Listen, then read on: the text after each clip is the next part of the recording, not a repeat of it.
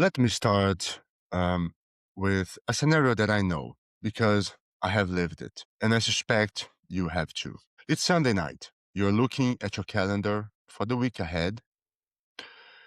You see the big strategy meeting on Tuesday, the all hands on Wednesday, the budget review on Friday, and you feel a knot in your stomach. Not because you don't know your numbers. You know your numbers code. You have the data, you have the logic, you have the authority, but you feel a heaviness because you know that when you walk into those rooms, you are going to be speaking into a void. You know that you can show a brilliant team a spreadsheet with irrefutable logic, a strategy deck that makes perfect sense, and a P&L that screams opportunity, and they will nod. They will take notes, they will agree, but they won't move. You leave the meeting feeling like you won the argument. You checked the boxes. But a week later, nothing has changed. The execution is sluggish. The enthusiasm is manufactured.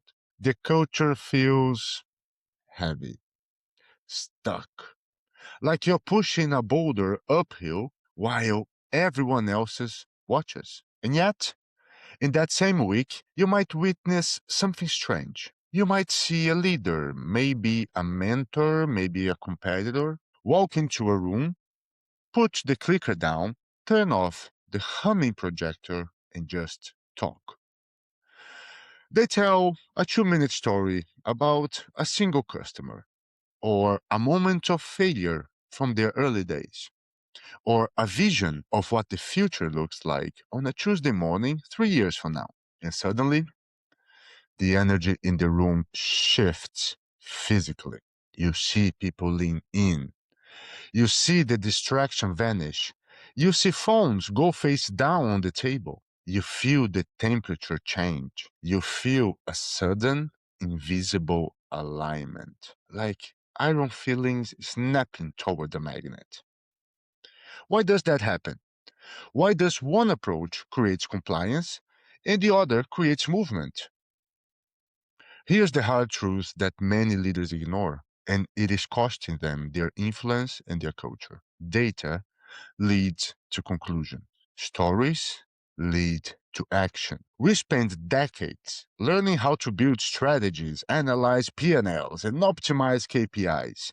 We are trained to be engineers of efficiency. We are taught that if the logic is sound, the people will follow. We believe that humans are rational actors who just need the right information. But we spend almost no time learning the language of the human brain. And the native language of the brain is not data. It is not bullet points. It is not quarterly returns. It is narrative. Welcome back to the H2H experiment. I am João, and I'm happy to have you here because today we are deconstructing the science, the psychology, and the art of storytelling. And I want to be clear. We are not talking about storytelling as a soft skill to make you charismatic at dinner's party, make you like the fun guy at work. We're not talking about spinning a narrative to manipulate a stock price. We're talking about storytelling as the most powerful strategic tool you have to align hearts, minds, and nervous systems. We are talking about the architecture of belief. So, stay with me until the end, because today we are going to look at why your brain ignores PowerPoint but craves drama. The evolutionary reason we follow storytellers into the unknown, and how you can use this ancient technology to build a modern high-performing future, even on a Zoom call.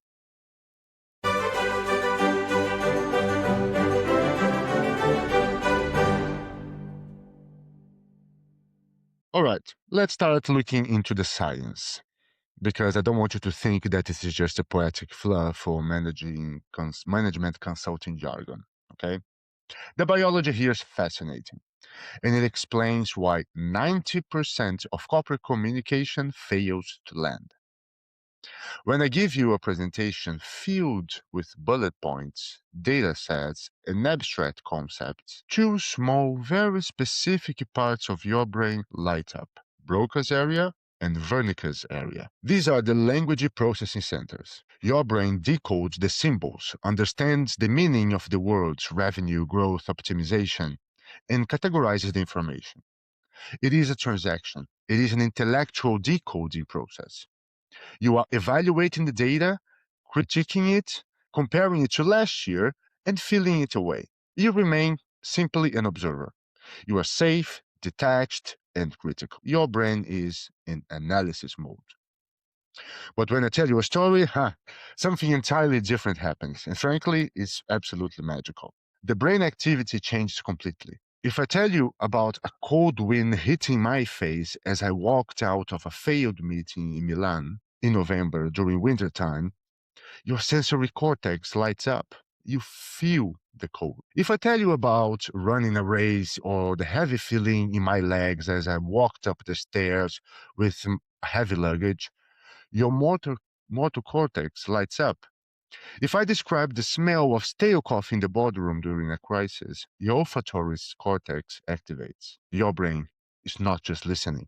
It is literally rehearsing the experience as if it's happening to you at that moment. You are no longer an observer. You are a participant. Neuroscientists, particularly the team led by Woody Harrison at Princeton, call this neurocoupling. They found that during a compelling story, the brain activity of the listener actually synchronizes with the brain activity of the storyteller. The patterns match. The delay between the speaker's brain and the listener's brain disappears. We are literally on the same wavelength or same vibe, as you wish. This is not just metaphor. If we hooked you and me into an fMRI machines, and I tell you a gripping story, you would see that our brain patterns, they are identical. This synchronization involves a powerful cocktail of neurochemicals that no spreadsheet can trigger. One is dopamine. When a story creates curiosity, suspense, or gap in knowledge, your brain releases dopamine. This improves motivation, focus, and memory. It turns you into a learning machine. It makes you want to know what happens next. Second, cortisol. When I introduce conflict, tension, or high stakes, your brain releases cortisol. This commands your attention. It screams, pay attention, this matters for survival. It wakes up the sleepy parts of the room. And third, oxytocin.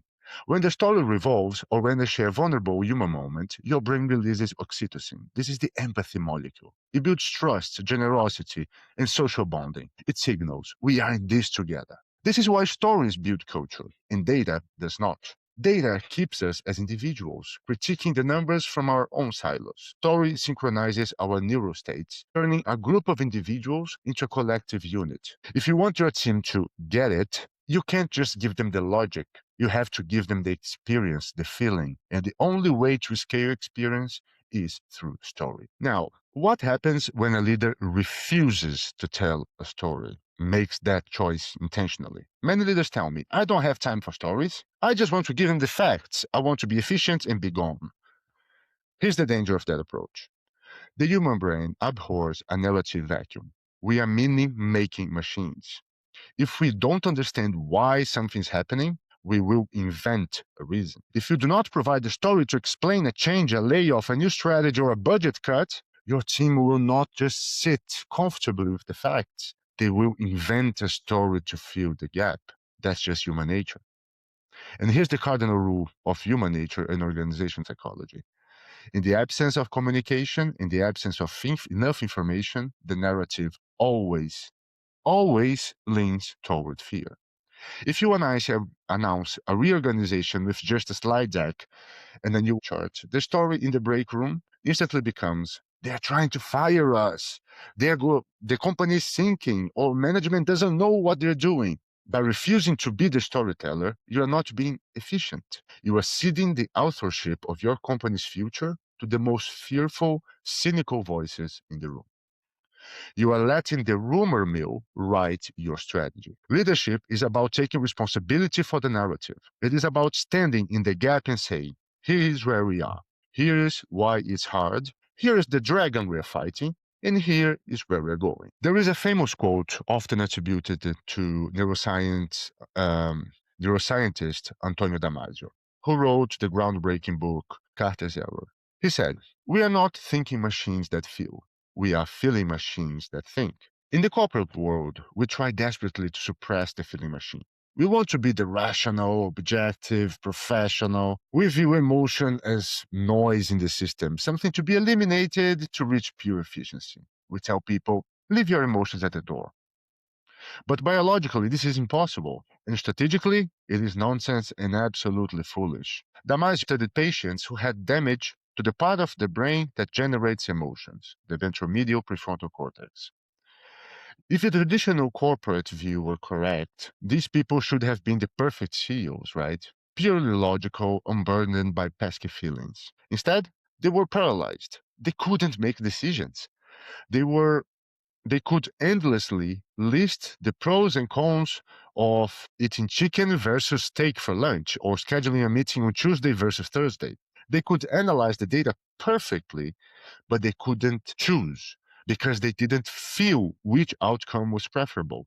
They lacked what Damasio called somatic markers, the gut feelings, the physiological signs that guide us toward good outcomes and away from bad ones. And here's the reality of human experience. People do not buy into a vision because it is logical. They buy into it because it feels true. When you lead with data, you invite what psychologists call counter arguing. People analyze the numbers. They look for holes. They engage their critical faculties to defend their current worldview. When you lead with story, you bypass that defense mechanism. You invite empathy. You invite people to step inside the vision and walk around in it. Think about the best leader you ever had. Do you remember their quarterly projections from 2018? Do you remember the specific percentage growth they asked for? Probably not. But I bet you remember a moment where they shared a struggle. I bet you remember a story they told about why the work mattered. I bet you remember a time they were vulnerable and admitted they were scared but committed.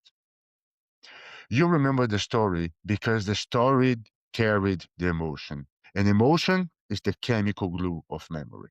Without emotion, information slides off the brain like Teflon.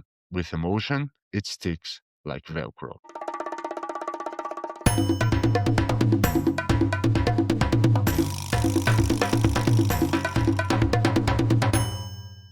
I have to say that I learned this the hard way. And frankly, the memory still stings a bit. Recently, I had to talk about the major change in direction to my team that was already exhausted. It was not the first time we were talking about this subject. They had been through some challenging years, so they were really, really tired, really exhausted. Cynicism and whining was the default language of the hallway. I did what I thought a good leader does. I went into projection mode. I thought if I could just prove mathematically that this new strategy would work, they would have to get on board. And I went through the topic as if I were talking about lunch, extremely transactional. I had graphs showing market trends, efficiency gains, and return on investments. I had benchmarks from competitors. I had three different scenarios modeled out: worst case, best case, and base case. Everything was beautiful. The logic was bulletproof. A robot would have been inspired by that. I stood in front of that room for a good while. The projection was humming on the background. The air conditioning was too cold. I was sweating even though it was winter. I was projecting confidence. I was leading. And when I finished, the room was silent. Not the good kind of silence where people are processing deep thoughts, the heavy kind of silence, the suffocating silence of engagement. They looked at me with glazed eyes. They understood the logic, of course, they are not stupid, but they didn't feel it. The message didn't land, and they started complaining. I triggered, and it was not pretty, I have to say. When I became aware of how much I was in defensive mode, I stopped, took a deep breath, and said we should have a pause. When we returned, I proposed a reset. I started from the beginning again. This time, telling the story of why this mattered from the beginning to the end and how powerful our vision was. And that was it, the pivot point. The energy changed instantly. The shoulders dropped, I locked on mine. People started nodding, not out of compliance, but out of recognition. They had the aha moment, and I could feel it. The what hadn't changed. The strategy was exactly the same, but the why had finally landed. I realized then I had been trying to download information into their heads when I just needed to upload a belief. into their hearts. So, how do we apply this? I know many of you are thinking, I'm not a writer, I'm not a performer, I'm not an actor, I don't have a beautiful story to tell. You don't need to be a novelist. You don't need to be a TED Talk polished kind of speaker. In fact, if you're too polished, it actually hurts you. People trust rough edges more than they trust script writers. But every leader needs to cultivate three specific types of stories in their toolkits to drive alignment. One, the origin story. It's about identity. This answers the question, who are we? Most companies answer this with a timeline. Beautiful, that. Beautifully designed timeline. We were founded in 1998 in a small office. That's not story. That is a history lesson. It's completely different. Nobody cares about your date. An origin story is about conflict. What problem in the world drove us so mad that we had to solve it? What injustice were we trying to fix? Think of Apple. Their origin story is not we incorporated in 1976. It is two guys in the garage trying to give power to the individual against the massive mainframes. It's a story of rebellion. If you're a leader of a team, what is your origin story? Why does this team exist? Not to process invoices, but to ensure the people building the product get paid so they can feed their families. Find the human emotional core of your existence. Type of story number two, the value story about behaviors. We love to put values on the wall, integrity, innovation, customer obsession, but abstract nouns do not shape behavior. Stories shape behavior. If you say you value integrity, you need a story of a time someone in the company chose integrity over profit. A time someone lost a sale because it was the right thing to do, and they will celebrate it. When a new employee hears their story, they instantly understand the rules of the tribe. Oh, around here, we lose money rather than lie. Being honest is more important than anything. If you value innovation, tell the story of the project that failed miserably, but the team was promoted because they learned something vital. That story gives permission to fail. Without the story, innovation is just a buzzword that make people afraid to screw up. And the third kind of story is the future story. It's all about the vision. This one answers, where are we going? Do not give me a revenue target, okay? Revenue is a result, not a destination. No one gets out of bed at 6 a.m. for a 12% beta increase, all right? Describe the world we're building. Make me see it, make me feel it. Imagine in 3 years from now, we walk into the office and paint a picture. What are customers saying? How does the work feel? What problems have we solved? What is the headline in the newspaper? Martin Luther King Jr. did not say, I have a strategic plan with 5 pillars. He said, I have a dream. And then he described that dream in sensory visual details. He used the neural coupling of a future story to pull people forward. Now, I'd like to add a special note here for those of you leading remote or hybrid teams. It's a challenging scenario. You might be thinking, that's great for boardrooms, but I'm staring at a grid of black boxes on Microsoft Teams. Storytelling is more critical in a hybrid world, not less. When we are remote, we lose the physical cues of oxytocin, the handshake, the shared coffee, the physical proximity. We are chemically starved for connection. On Zoom, you have to work harder to trigger that neural coupling. Look at the camera, not the screen. Eye contact, even simulated, triggers trust. Use sensory details. Since you aren't in the same room, your words have to build the room. Describe the environment. Use words that evoke feelings. Silence is your friend. On Zoom, we are terrified of silence. We all know that. We think the connection froze, but after you tell a story, pause. Let it land. Let them feel the weight of it before you jump to the next slide. Now, I have also a quick but necessary warning here because storytelling is biologically powerful, okay? And we are clear about that because it bypasses the critical layer, but it can also be dangerous. There is a thin line between inspiration and manipulation. Manipulation is telling a story, perhaps an exaggerated or false one, to get people to do what you want, regardless of their benefit. It is extraction. It is using emotion to hide the truth. Leadership is telling a true story to help people see a reality that benefits everyone. It is contribution. It is using emotion to reveal the truth. The difference is intent. If your story is polished but empty, people will sense it. Humans have millions of years of evolutionary radar for inauthenticity. We know when we are being sold to. The most powerful stories are not the ones where you are the hero who saves the day. I came in, saw the problem, and fixed it. Yes. That's not a story. That's an ego trip. Okay. The most powerful stories are the ones where you are human, where you struggled, where you didn't know the answer, where you learned. Vulnerability is the credibility of the modern leader. Perfection creates distance. Struggle creates connection. This brings us to this week's experiment. We are going to move from reporting to narrating. Here's the challenge. In your next team meeting or your next one to one, I want you to audit how you begin. Do not start with status update. Do not start with, let's look at the numbers. Start with a story. It can be one, a customer moment, a specific interaction that illustrates why your work matters. I was talking to Sarah from client X yesterday, and she said blah, blah, blah, blah. Or it can be a learning moment, a mistake you made recently, how you felt when what it taught you. I messed up at the forecast last week, and here's what I realized, blah, blah, blah, blah, blah. Or even can be a recognition moment, a story about something a team member did that embodied your values. But be specific. Don't say, good job, high five. Tell the story of why they did and why it mattered. How to prepare. Before the meeting, take 5 minutes, just 5. Scribble down the sensory details. What did it feel like? What was the conflict? What was the resolution? Then, when you start the meeting, keep it under 2 minutes. This is not supposed to be a monologue, it's just a spark. As you tell it, don't look at your notes, look at the people. Watch the eyes of your team. Watch the body language. Are the pupils dilated? Are they leaning in? Are they breathing differently? Notice the difference in the room's atmosphere when you switch from reporting mode to story mode.